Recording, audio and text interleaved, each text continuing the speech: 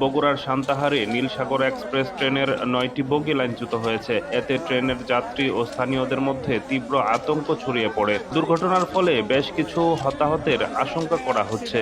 বুধবার দুপুর ২:৩০টার দিকে সান্তাহারের তিলকপুরে ট্রেনের ৯টি বগি লাইনচ্যুত হয়।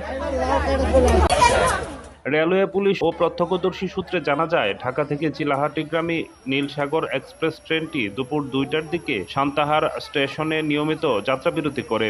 বিরতি শেষে ট্রেনটি পুনরায় গন্তব্যের উদ্দেশ্যে রওনা দেয়। স্টেশন থেকে মাত্র কিছু দূর এগোতেই বিকট শব্দে ৯টি বগি লাইনচ্যুত হয়ে পড়ে। লাইনের উপর বগিগুলো হেলে পড়লে পুরো এলাকায় আতঙ্ক ছড়িয়ে পড়ে।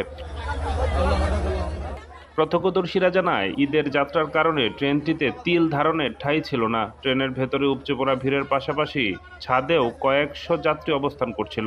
বগিগুলো লাইনচ্যুত হওয়ার সময় প্রচণ্ড ঝাঁকুনিতে ছাদ থেকে অনেক যাত্রী ছিটকে নিচে পড়ে যান। এতে বেশ কিছু যাত্রী গুরুতর আহত হয়েছে বলে জানিয়েছে প্রত্যক্ষদর্শীরা। তবে এখন পর্যন্ত আনুষ্ঠানিকভাবে রেলওয়ে কর্তৃপক্ষ কোনো প্রাণহানির খবর নিশ্চিত করেনি।